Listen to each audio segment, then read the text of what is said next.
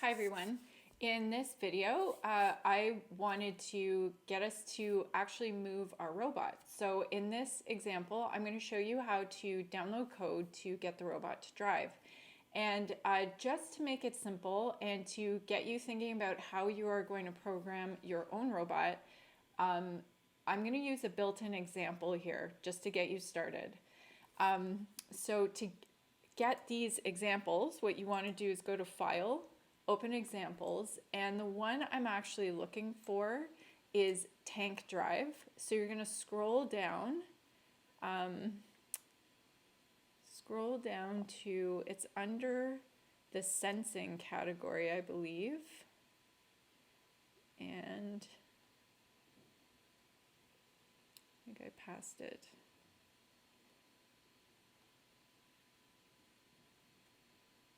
Yep, here it is, TankDrive.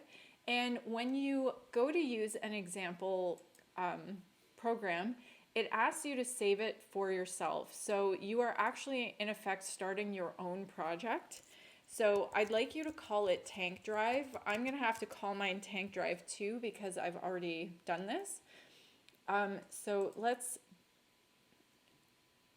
take a look at this example program. Okay, so again, we can see from our file tree that we've generated 4 files, and the one that the code is written in is main CPP. The author has, started us off with some info about configured devices, which I'll talk about in a sec. Okay, and then we can see that our code is written in here. Commands that we haven't even looked into yet. We will talk about where to find these commands and how they work more in class. If you poke around on the Vex website, you'll find all of these there.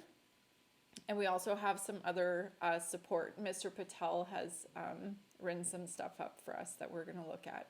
Anyway, you don't need to really know the ins and outs of this to get your robot to actually drive, but you will have to understand what these things do and what how they work when you write your own code. So this is a nice sort of starting off point where you can see the structure and get to know some of the commands. And just while I have you, I'm going to right click on one of these commands that's in here, and this is what I was talking about before. If we right click on a command, we can click on command help. And theoretically, you should be able to find some help in here. I don't know why it told me it's unable to find help in this example, but anyway, theoretically that would work. So let's close that. What I wanted to draw your attention to here is that when this code was written, because it was written to drive our robot, this person had to configure the robot by adding 5 devices. So we can see this person has added 4 motors and a controller in order to be able to send those devices commands. So a good place to look to see if you've configured everything or what has been configured is here with in the robot-config file. So here I can see 4 motors and a controller has been configured. This one also tells you what's been configured with some, additional, these are Vex code device constructors. I can't tell you that I exactly know what these mean, but I'm sure it has something to do internally. Again, this is automatically generated, so it happens internally. We don't really have to worry about it. But what I wanted to show you is later when you go to write your own code, like if you were to start a brand new program, you would have to add your own devices. And the way you do that is by going to this port icon. So if I click on that, I can see that the robot has been configured, that these 5 items have been added. If I wanted to say add a sensor, I would click on add device and I would try to find my sensor here. Maybe I've added, I don't know, a bumper switch, a limit switch, an encoder. So what I would theoretically do is click on that, select the port that I've actually plugged it into so that I can program it. A nice feature here is that it tells you which port. So when this person added these devices, they named the motors and then also indicated which port that motor was plugged into. So I believe if you followed the kit of instructions or the kit instructions, you will have plugged these same items into the same ports. Okay, so if you followed your direction, port 1 should be the left motor, port 10 would be the right motor, and 3 and 8 would be the claw and the arm motor. Okay, so let's close that, but just so you know for future, that's what you have to do, and beware, you have to add the controller, okay? That's not done automatically. And what's nice about this is you can actually program your buttons basically by clicking on them and continuing to click as it sort of goes through the list of motors that you've added. Okay, so I'm going to cancel this, but in order to attach motors to buttons, you can just click and sort of scroll through the options there and end on the one that you want. Just want to draw your attention to, this is the left joystick. We have channels 3 and 4 that are programmed in the code. This is our right joystick with channels 1 and 2. If you have any familiarity with our previous VEX robots and Robot C, very similar setup to the joysticks and channels. Okay, I'm going to cancel this so that I don't make any changes. Okay, and again, we are going to download this program. Actually, let's first okay, our build blocks are gone, but when we download this, it will compile as well. And you can see I already have something called TankDrive here, and it should overwrite to TankDrive 2. And the way I put TankDrive into my second folder is I have to make sure that I'm clicking on this second slot. So if I left it where it was, it would overwrite my Hello 2. I don't want to do that. Okay, we're going to download it, and I can see that TankDrive just changed to TankDrive 2. Okay, so my robot is sitting here on my desk. I don't want it to drive off the table, so I'm going to pick it up now, and let's put it on the floor, and let's get it to move around. All right, so now we have downloaded TankDrive. And as you can see, I've unplugged my USB, and I just want to drive my robot. So there are two ways we can actually get to the program.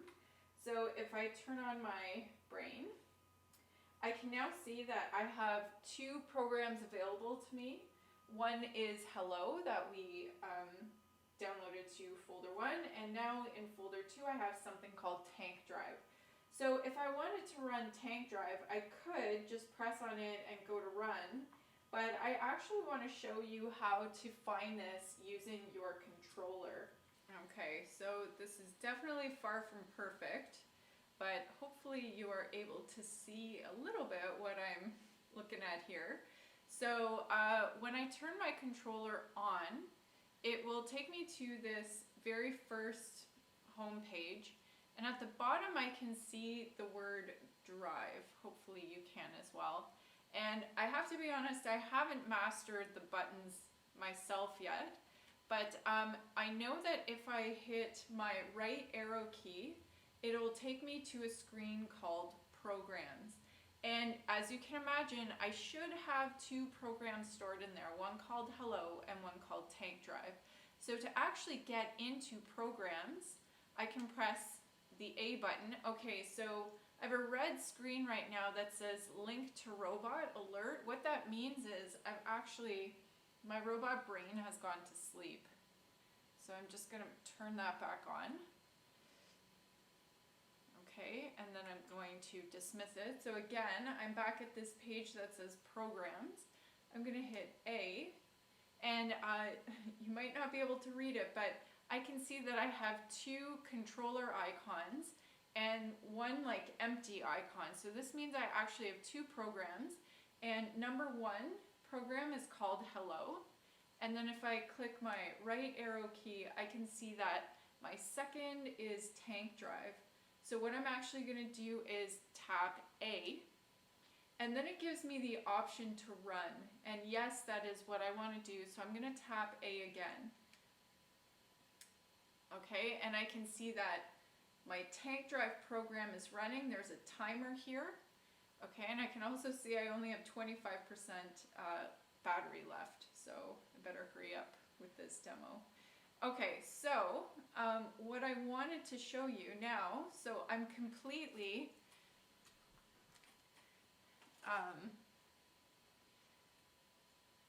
I should be able to drive my robot now. So download the code, give it a go, guys, and hopefully what you should notice is that TankDrive, kind of hard to drive straight.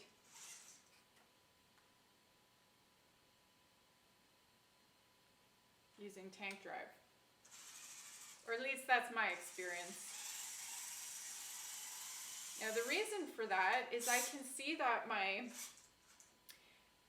left joystick, which controls channels 3 and 4, okay, that controls the left side of my robot. So I can see that if I want to turn in a circle, that's pretty cool. Same with my channels 1 and 2, which are associated with my right joystick. I can turn really easily, but actually going straight means that I have to push both channels, both 3 and 2,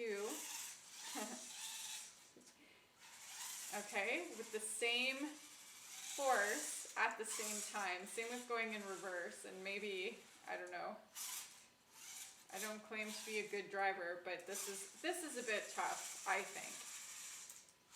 So let's check out the arm controls. Okay, so we said that the shoulder buttons should raise and lower the claw. Oh, maybe they didn't. All right, I guess we did not program the claw. Let's check. Oops. Nope, don't end the meeting. Just minimize.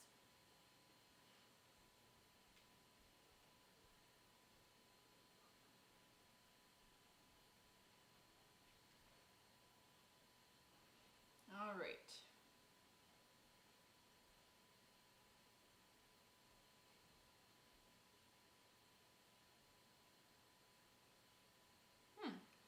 Okay, it looks like we did not program the claw. So maybe that will be your first task, is to program the claw within your TankDrive. So the way we would check to see how to do that is we look at our devices and we can see that our claw motor and arm motor are linked to ports 3 and 8. Okay, so they are actually part of our configuration, but I haven't actually written any code to move my thing called claw motor or arm motor. So claw motor and arm motor are not in fact given any instructions to spin. So let's make that our first task, shall we? After this, what I'd like you to do is modify TankDrive to include some commands for moving the claw up and down and in